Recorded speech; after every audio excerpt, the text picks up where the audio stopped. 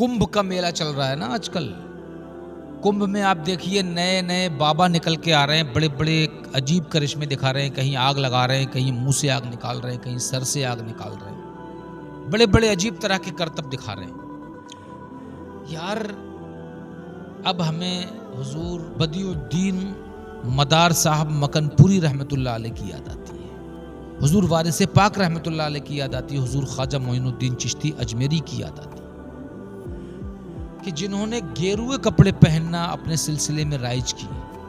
किसी ने अपने सिलसिले में कव्वाली राइज की, किसी ने अपने सिलसिले में मलंग राइज की। मलंग इस्लाम कोई छोटा मोटा मजहब नहीं है। मैं कहता हूं कि भाई ये जितने भी करतब कुंभ के मेले में साधु संत दिखा रहे हैं ना, इन सब के मुकाबले में हमारा मकनपुर का बस एक ही मलंग काफी है। शरीयत इस मलंगी को, मुरव्वजा मलंगी को जायज तो नहीं कहती, लेकिन यार इन बुजुर्गों की नजरें भी कहां तक देखती थी ये हम नहीं समझ पाए और ना हम समझ सकते। जब हजरत नूह अलैहिस्सलाम कश्ती बना रहे थे ना, कहीं दरिया नहीं था, कहीं पास पास में समंदर नहीं था। लोग नहीं समझ पाए कि कश्ती क्यों बनाई जा रही है। उस वक्त से लेकर के आज तक कितने बुजुर्गान दीन हैं, ऐसे ऐसे काम उन्होंने किए कि शरीयत तो उस पर पाबंदी लगाती है, लेकिन उन बुजुर्गों की नजर कहां देख रही थी ये हम नहीं समझ पाए। और यकीनन हमारी गर्दने इताअत शरीयत ही के सामने खम है। हम शरीयत ही को फॉलो करने वाले लोग हैं, लेकिन बुजुर्गों की कुछ बातें ऐसी हैं कि हम नहीं समझ पाए कि आला हजरत बनारस के मंदिर में एक साधु से मिलने क्यों गए थे। हम नहीं समझ पाए हजरत कुतुबुद्दीन ब्रह्मचारी रहमतुल्लाह अलैह ने पूरी जिंदगी गेरुए कपड़े पहन के और भजन गा गा के इस्लाम की तबलीग क्यों की। हम नहीं समझ पाए कि ख्वाजा मोइनुद्दीन चिश्ती अजमेरी ने कव्वाली को राइज क्यों किया। हम नहीं समझ पाए कि वारिस पाक के सिलसिले में गेरुए कपड़े पहनने का रिवाज क्यों है। हम नहीं समझ पाए कि मकनपुर के मलंग ऐसे करतब क्यों दिखाते हैं। ये कलंदरों के यहाँ उनके सिलसिले में अजीब अजीब तरह की बातें, अजीब अजीब तरह के रस्म रिवाज क्यों हैं।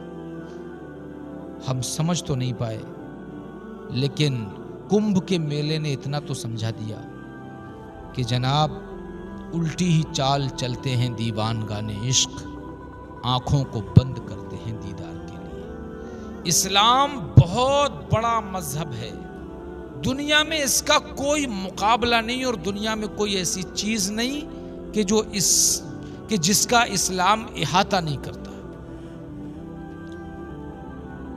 वो लाल रुमाल वाले ना जो उम्रा करने वालों को, हज करने वालों को वहां परेशान करते हैं कि तुमने इस रंग की पगड़ी क्यों पहनी है, क्या रसूलुल्लाह ने पहनी, कि तुमने गेरुआ कपड़ा क्यों पहना, कि तुमने ये क्यों किया, तुमने वो क्यों किया।